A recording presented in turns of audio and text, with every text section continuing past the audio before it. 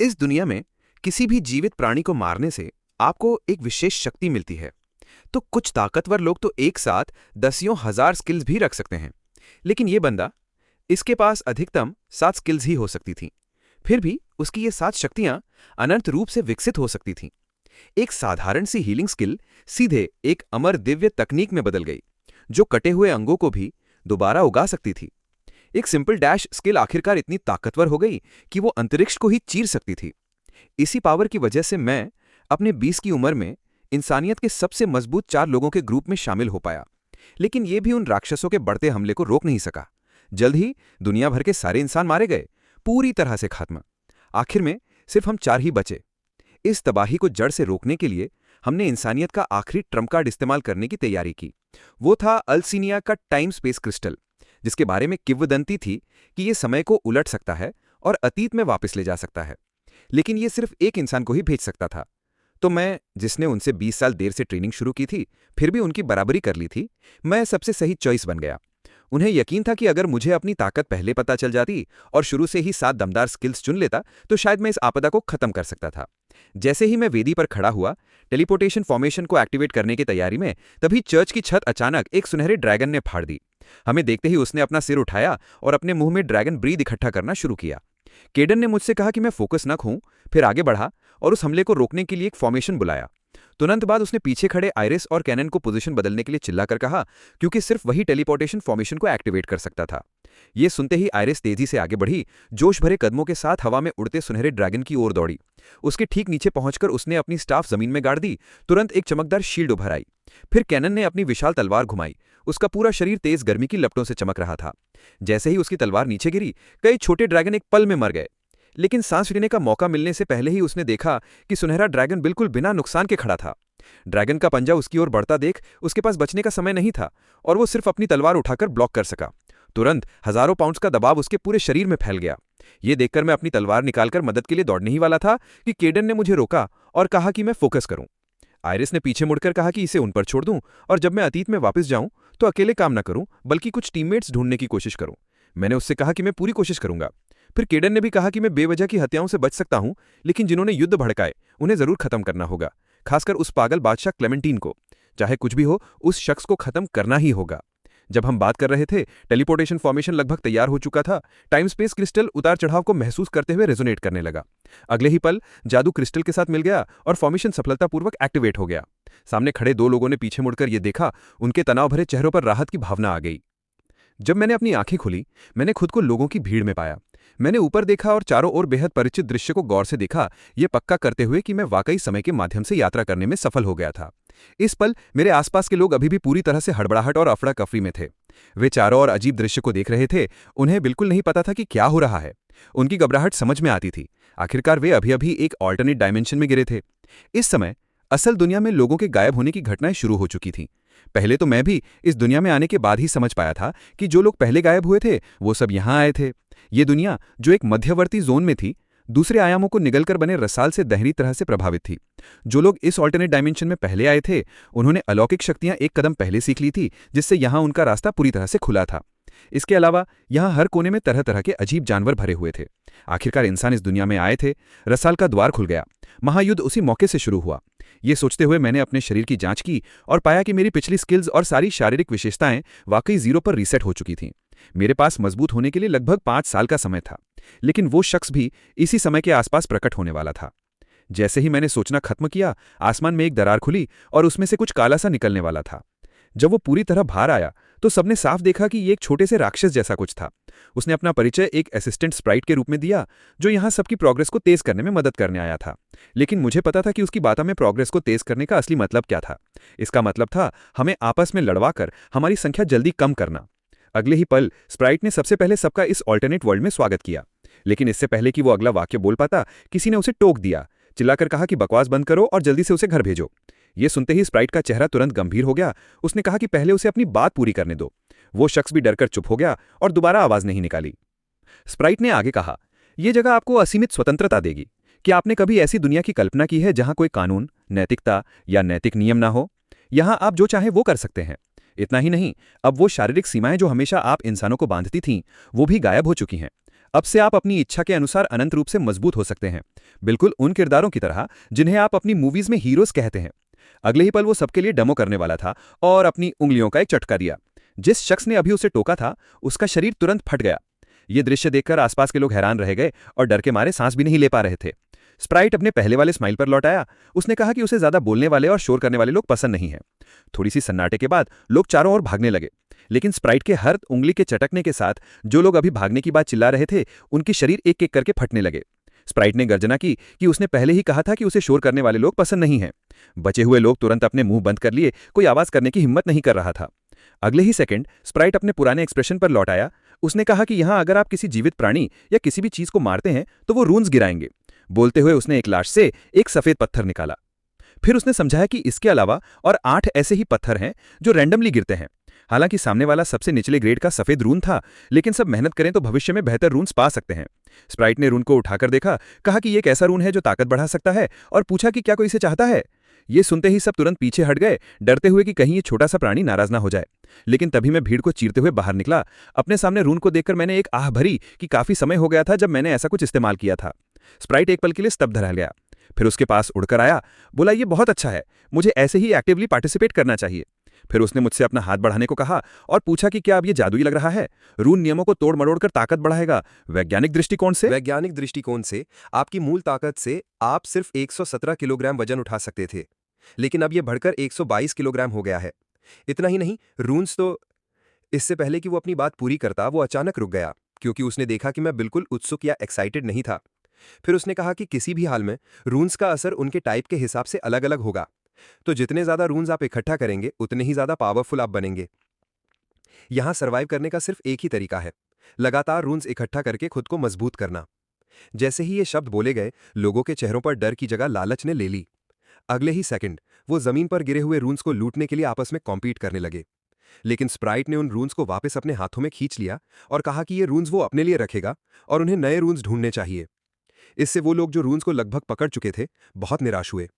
फिर उसने कहा कि अपने दाएं कान को छूकर आप अपना पर्सनल इंफॉर्मेशन पैनल खोल सकते हैं, जिससे आप अपने पास मौजूद रून्स देख सकते हैं। सबने ये ट्राई किया और पाया कि वाकई एक पैनल खुल रहा था। स्प्राइट ने आगे कहा कि इंसानों के औसत शुरुआती स्टैट्स सभी 10 होते हैं। मैंने देखा कि पहले वाला रून इस्तेमाल करने के बाद मेरी ताकत 1 पॉइंट बढ़ गई थी।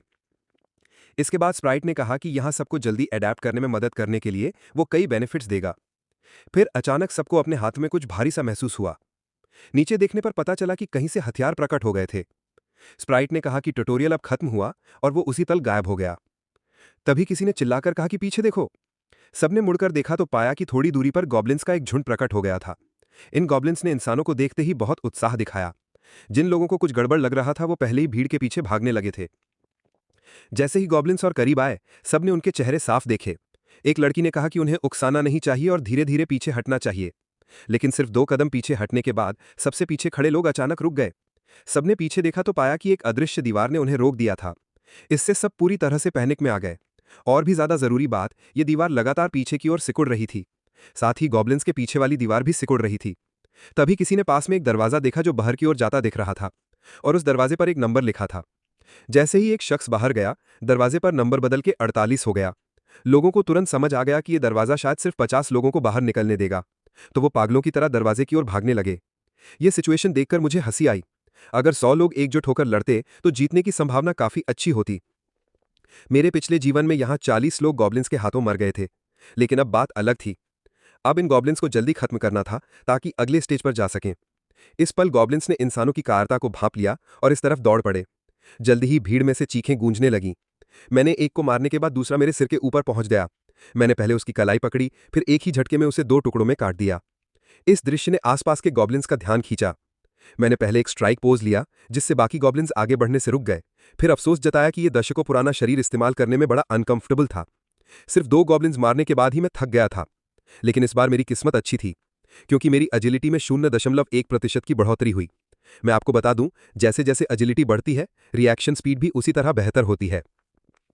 तभी मेरे पीछे एक गॉब्लिन ने मेरे डिस्ट्रैक्शन का फायदा उठाकर मुझ पर एक खंजर फेंका।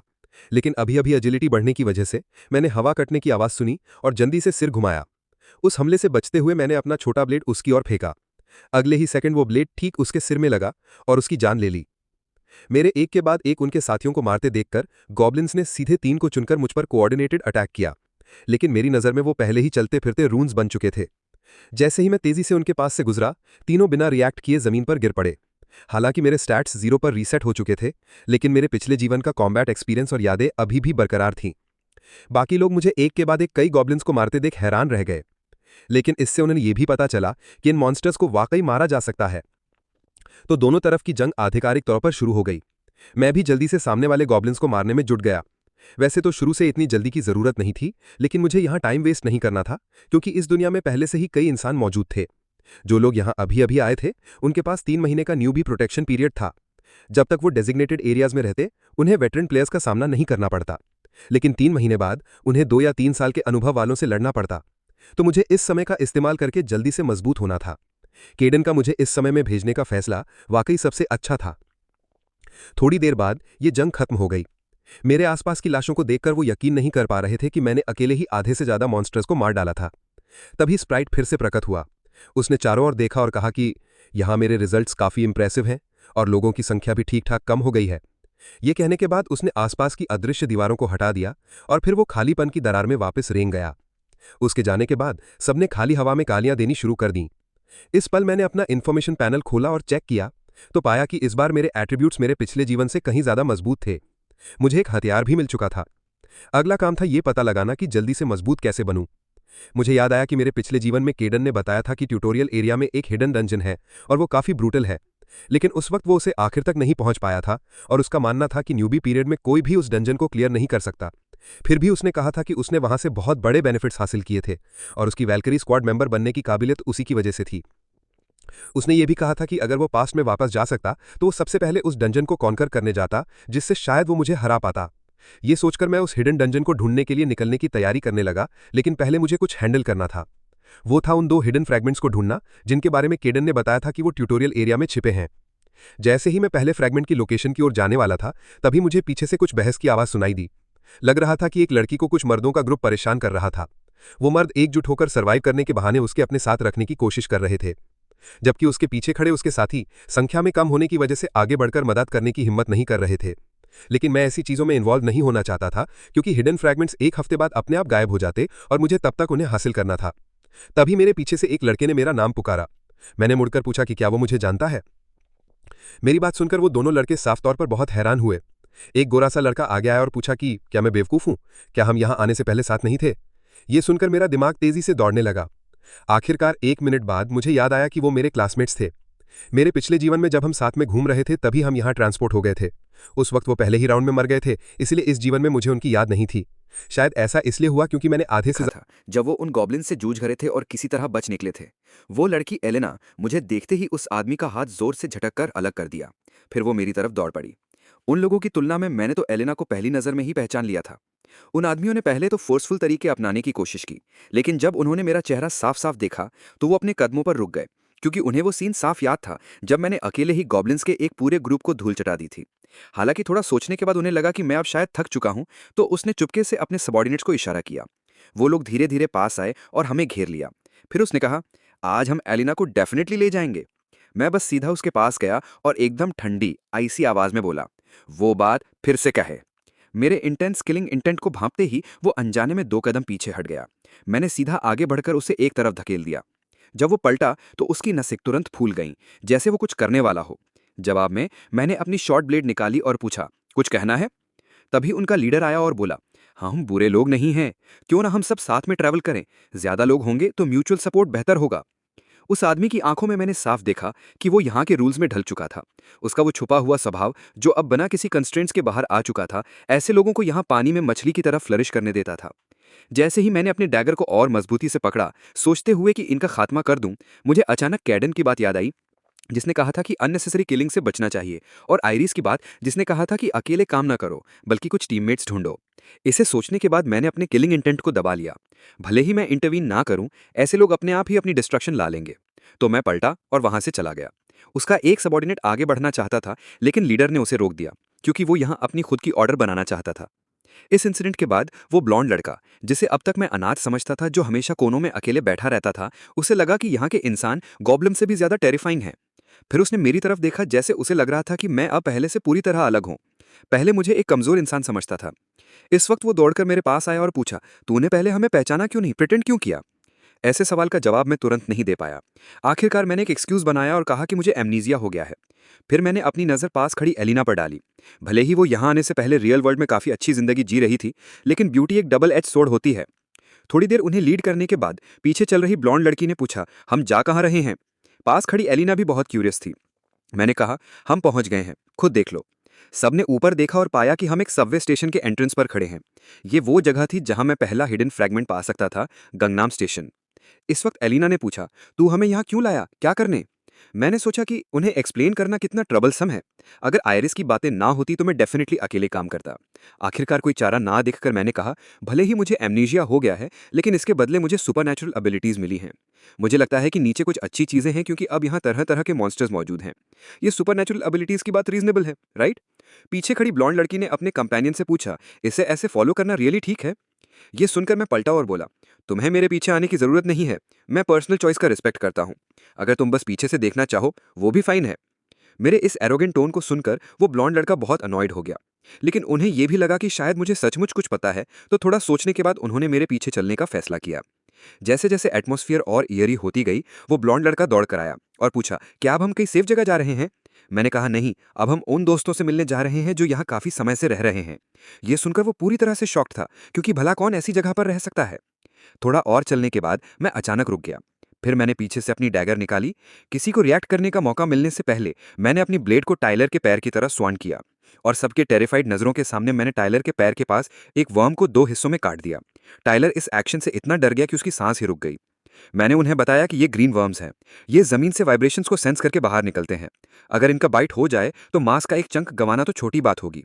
ये एक्सप्लेन करने के बाद मैंने उस ग्रीन वर्म से ड्रॉप्ड रून को उठाया। फिर मैंने उन्हें ग्रीन वर्म्स को मारने का एक सिंपल तरीका सिखाया। वो था, जमीन को देखो, अगर कहीं मिट्टी उभरती दिखे तो सीधा वहां चाकू मार दो। ये टेक्निक सीखने के बाद उन्हें लगा कि ये तो वैकामॉल जितना आसान है। लेकिन हेडफोन्स वाला लड़का अभी भी हेजिटेट कर रहा था। तभी उसके पीछे की मिट्टी धीरे धीरे उभरने लगी और एक बड़ा माउंट बन गया। अगले ही सेकंड एक ग्रीन वर्म बाहर निकला और उसकी तरफ झपटा। शुक्र है मैंने समय रहते इसे देख लिया और तेजी से उसे धक्का देकर दूर किया, फिर 2 बार ब्लेड घुमाकर उस ग्रीन वर्म को टुकड़े टुकड़े कर दिया। टाइलर पास आकर पूछा, तुझे ये सब कैसे पता? मैंने बस पलटकर कहा, ये मेरी सुपरनैचुरल एबिलिटी है। सब आधा अधूरा यकीन कर रहे थे, सिर्फ एलिना की आंखों में एडमिरेशन थी। थोड़ी देर और हंटिंग करने के बाद जमीन रून से ढक गई। जब मैं उन्हें कलेक्ट करने के लिए झुका तो मैंने देखा कि वो सब अभी भी मेरे पीछे खड़े थे। तो मैंने पलटकर पूछा, तुम लोग इन्हें कलेक्ट क्यों नहीं कर रहे हो? एलिना ने कहा, हमें लगा कि तुम्हें इन रून्स को अब्जॉर्ब करना चाहिए ताकि तुम लेवल अप हो और हमें प्रोटेक्ट करो, क्योंकि भले ही हम इन्हें अब्जॉर्ब करें, हम तुरंत तुम्हारी तरह स्ट्रांग नहीं बन सकते। मैंने साई किया और उन्हें समझाया, अपनी मेहनत से मिले रून्स खुद अब्जॉर्ब करना जरूरी है। अगर तुम मेरे साथ ट्रैवल करना चाहते हो तो ये मिनिमम रूल तो फॉलो करना ही पड़ेगा। ये रूल मेरे पिछले जन्म में उन लोगों ने बनाया था जो दशकों से अबिस में भटक रहे थे, ताकि कंपेनियंस के बीच कोएग्जिस्टेंस हो सके और अननेसेसरी कॉन्फ्लिक्ट्स कम करने के लिए। जो प्रे को मारता उसी का ड्रॉप्ड इक्विपमेंट आइटम्स और रून्स पर हक होता। अगर ग्रुप हंटिंग होती तो कंट्रीब्यूशन और प्रायोरिटी ऑर्डर के हिसाब से डिस्ट्रीब्यूशन होती, क्योंकि इस एनवायरनमेंट में बने रिलेशंस एक लीकिंग बोट की तरह होते हैं जो कभी भी डूब सकती है। उन्हें यह प्रिंसिपल कुछ समय बाद समझ आ जाएगा। मैंने कहा, तुम्हें अपनी एबिलिटीज पर सबसे ज्यादा भरोसा करना चाहिए। अगर तुम यूजलेस हो तो डेफिनेटली अबेंडन कर दिए जाओगे। यही इस दुनिया के रूल्स हैं। मेरी बात सुनकर सबके दिल कांप गए। उन्होंने एक दूसरे को देखकर सहमति में सिर हिलाया, फिर जमीन पर ड्रॉप्ड रून्स ढूंढने लगे। मुझे भी साफ पता था कि जब वो इस जगह से फेमिलियर हो जाएंगे तो रून्स के पीछे पागल हो जाएंगे। तभी टाइलर ने अचानक एक पर्पल रून उठाया। उसे इंस्टिंक्टिवली लगा कि ये रून कुछ खास है। पैनल पर दिखा कि ये rune essence of the accrual trolls है। कुछ सोचकर वो अचानक पलटा और मुझे कॉशियसली देखने लगा। हालांकि मैंने पहले शेयर करने के लिए रेडीली हामी भरी थी, लेकिन अगर मैं अब इस रून के लिए उससे फाइट करना चाहूं तो शायद वो मेरा मुकाबला ना कर पाए। तो उसने टेंटेटिवली पूछा, क्या ये रून मेरा है? उसे उम्मीद नहीं थी कि मैंने बहुत रेडीली हामी भर दी। ये रून अर्ली स्टेजेस में सचमुच काफी अच्छा था।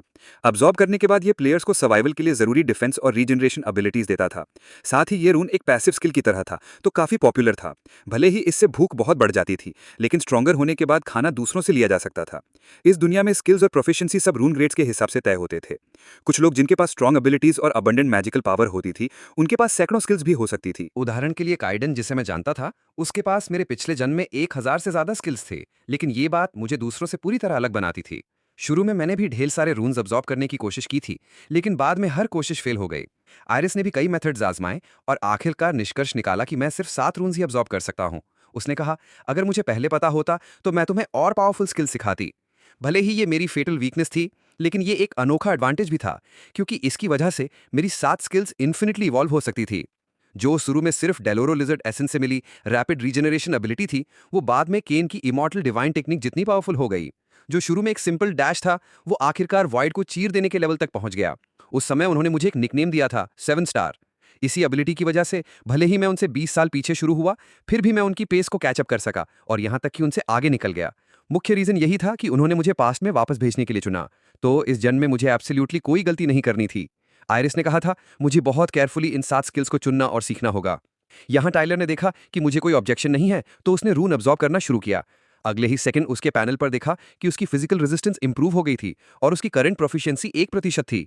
ये देखकर उसने जल्दी से अपना इन्फॉर्मेशन पैनल खोला और चेक किया, तो पाया कि उसकी बाकी एबिलिटीज भी इंप्रूव हो गई हैं। इससे उसे लगा कि मैं एक इडियट हूं जो इतना अच्छा आइटम दूसरों को दे रहा हूं। उसे यकीन था कि इस स्पीड से वो डेफिनेटली मुझे सरपास कर देगा। फिर मैंने उन्हें और नीचे लीड करना जारी रखा। इससे एलेना बहुत क्यूरियस हो गई और पूछने लगी, हम और नीचे क्यों जा रहे हैं? मैंने उसे बताया, हम सबवे लेने जा रहे हैं। उसने पूछा, क्या इस दुनिया में ऐसी सर्कमस्टांसेस में अब भी सबवेज चल रही हैं? मैंने कहा, जब हम वहां पहुंचेंगे तो तुम्हें पता चल जाएगा। मैं इतना सर्टन इसलिए था क्योंकि उस लड़के की इंटेलिजेंस कभी गलत नहीं थी। मेरे पिछले जन्म में जब हम डिस्कस कर रहे थे कि जल्दी से स्ट्रांग कैसे बने, तब वो लड़का आया और बोला कि डंजन्स अकेले काफी नहीं है। फिर उसने बताया कि ट्यूटोरियल एरिया में कुछ एसेंशियल चीज है और वो चीज सबवे में रिफ्रेश होती है। हालांकि हर स्टेशन का लोकेशन और स्ट्रक्चर अलग अलग होता था। हर सबवे स्टेशन में 3 अंडरग्राउंड लेवल्स होते थे।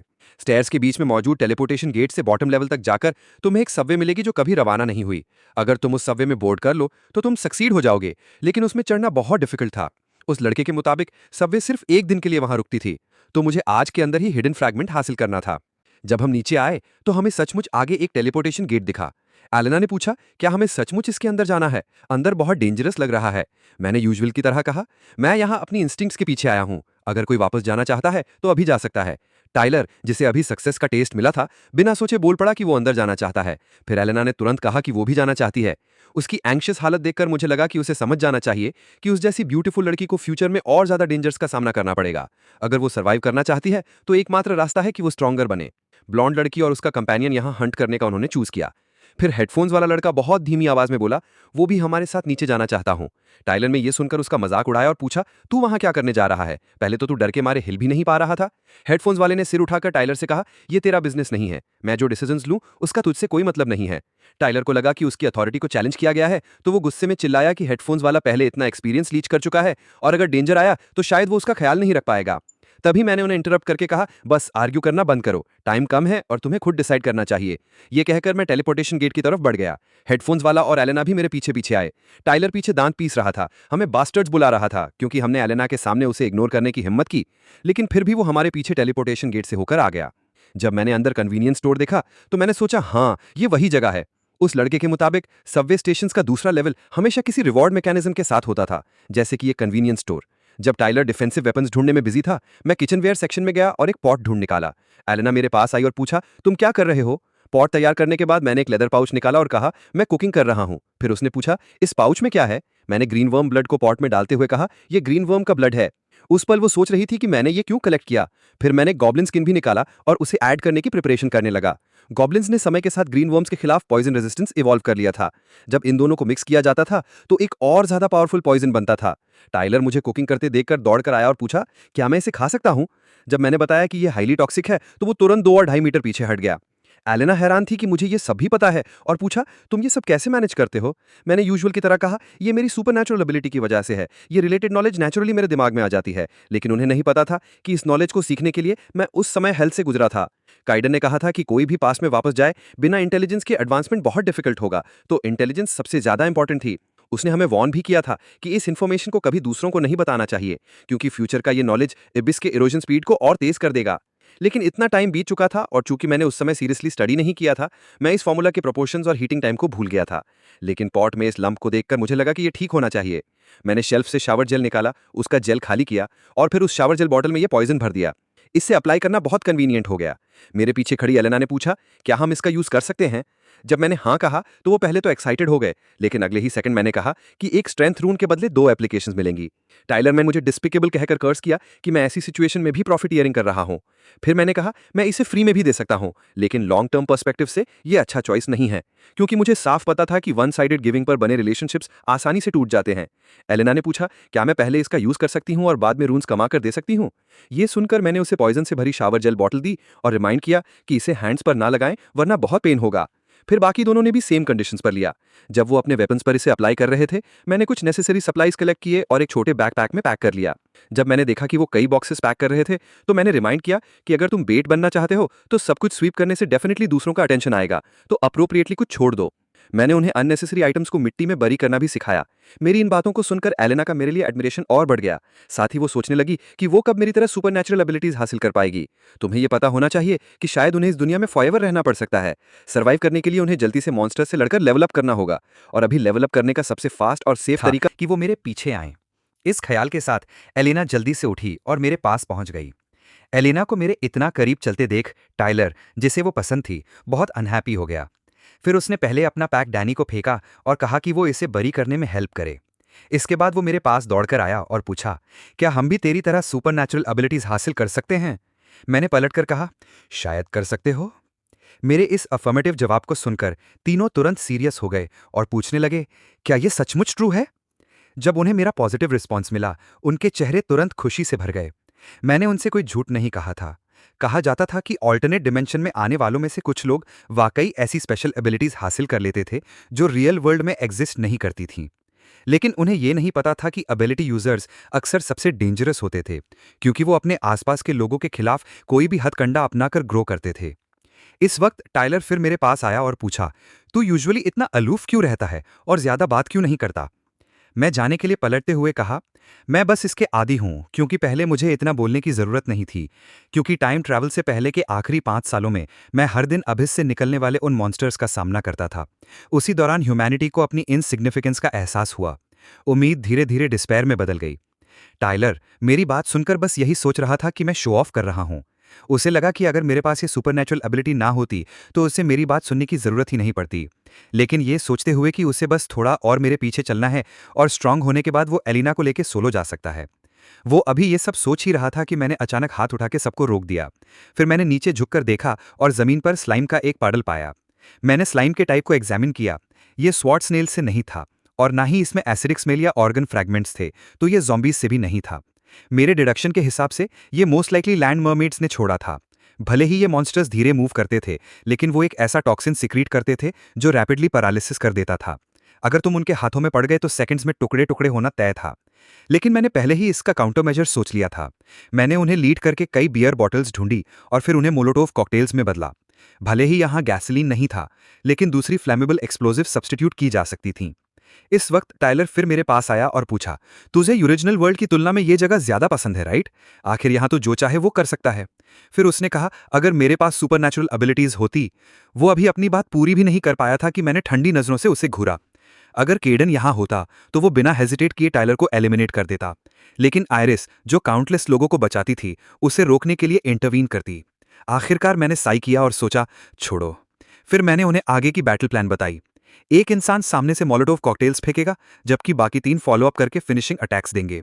नेचुरली सामने लड़ने वाले को रून्स डिस्ट्रीब्यूट करने का प्रायोरिटी राइट मिलेगा। यह सुनकर टाइलर ने तुरंत फ्रंट लाइंस में लड़ने के लिए वॉलंटियर किया। जब मैंने पूछा कि मोलोटोव कॉकटेल्स कौन फेंकेगा, तो एलिना और डैनी ने एक साथ हाथ उठाया। मैंने उन्हें इंस्ट्रक्ट किया कि वो आपस में डिस्कस करें और एक इंसान चूज करें। एलिना की इंटेंस स्टेयर के नीचे डैनी को कोल्ड स्वेट छूटने लगा। वो सोच रहा था कि वो एलिना से इस रोल के लिए compete तो नहीं कर सकता, लेकिन उसे उन मॉन्स्टर्स के साथ क्लोज कॉन्टैक्ट का डर था।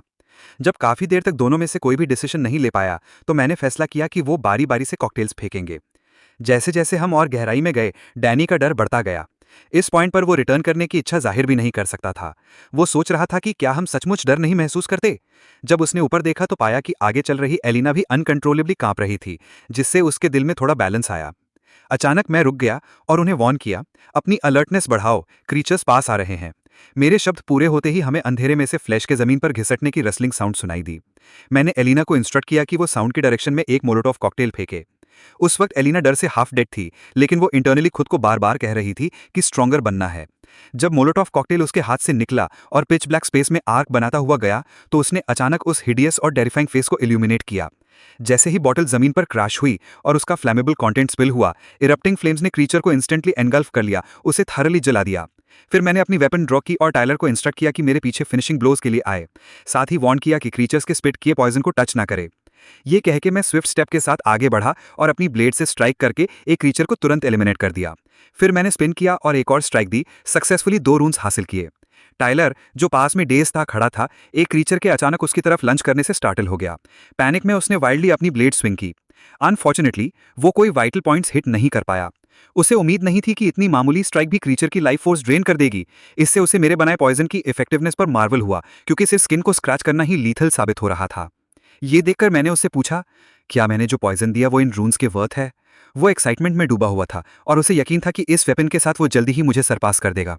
अगले कुछ समय में एलिना कंटिन्यूसली उन एरियाज की तरफ मोलोटॉव कॉकटेल्स फेंकती रही जहां क्रीचर्स की डेंस कॉन्सेंट्रेशन थी। जो क्रीचर्स नेट से स्लिप हो जाते या हमारे पास अप्रोच करने की कोशिश करते, उन्हें मैं एडवांस करके स्ट्राइक कर देता। टाइलर मेरे पीछे फॉलो करके फिनिशिंग अटैक्स देता। करंट सिचुएशन मेरी एक्सपेक्टेशन से परफेक्टली मैच कर रही थी। इन क्रीचर्स का पैरालिसिस टॉक्सिन हाईली फ्लैमेबल था, इसलिए मोलोटोव कॉकटेल से ज्यादा यूजफुल और कुछ नहीं था। थोड़ी देर तक उन्हें काटने के बाद मैंने नोटिस किया कि मेरी वेपन ऑब्वियसली डल हो गई थी। फॉर्चुनेटली पॉइजन एनहांसमेंट की वजह से उन्हें लाइटली स्क्रैच करना ही काफी था। टाइलर को लग रहा था कि ये वीडियो गेम खेलने जैसा है और हर किल के साथ वो और एनर्जाइज्ड हो रहा था। इस वक्त उसने नोटिस किया कि पास में 2 और रून्स ड्रॉप हुए थे। बिना सोचे वो झुका और उन्हें कलेक्ट करने के लिए हाथ बढ़ाया। ऐसा करते वक्त उसे पास के शैडोज में छिपा एक क्रीचर नहीं दिखाई दिया जिसने उसकी तरफ टॉक्सिन स्पिट किया। फॉर्चुनेटली उसके रिफ्लेक्सेस फास्ट थे और टॉक्सिन उसकी पैंट्स पर स्प्लैश हो गया। इंस्टेंटली उसकी पैंट्स करोड़ हो गई। टेरिफाइंग बात यह थी कि जिस क्रीचर ने उस पर अटैक किया था, उसके पीछे कई और आंखों की जोड़ियां अचानक लाइट अप हो गईं। ये देखकर उसने जल्दी से एलिना को शाउट किया कि इस डायरेक्शन में मोलोटोव कॉकटेल्स फेंके। लेकिन जब एलिना ने अपना पैक खोला तो पाया कि सारे मोलोटोव कॉकटेल्स यूज हो चुके थे। मजबूरी में उसने पीछे खड़े डैनी को शाउट किया कि वो उसकी पोजीशन स्विच करे ताकि डैनी कॉकटेल्स फेंकना कंटिन्यू कर सके। नर्वस डैनी ने कई बार ट्राई किया, लेकिन उसका लाइटर इग्नाइट नहीं हो रहा था। जब लाइटर आखिरकार जला तो उसने अचानक उसके पैरों के नीचे एक टेरिफाइंग फेस को इल्यूमिनेट किया। इससे वो इतना डर गया कि उसके हाथ से मोलोटोव कॉकटेल और लाइटर दोनों गिर गए। टाइलर सिचुएशन देखकर गुस्से से भर गया। वो पलटा और डैनी को फ्यूरियसली कर्स करने लगा। फॉर्चुनेटली मैं ठीक तभी पहुंचा और अपनी ब्लेड से स्ट्राइक करके, जिससे डैनी के पैरों के नीचे का क्रीचर उसे टच नहीं कर पाया। फिर मैंने उन्हें काम डाउन करने को कहा। फिर एक्सप्लेन किया, जब तक तुम प्लान फॉलो करोगे कोई प्रॉब्लम नहीं होगी। ये कह के मैं बैटलफील्ड पर वापस लौटा।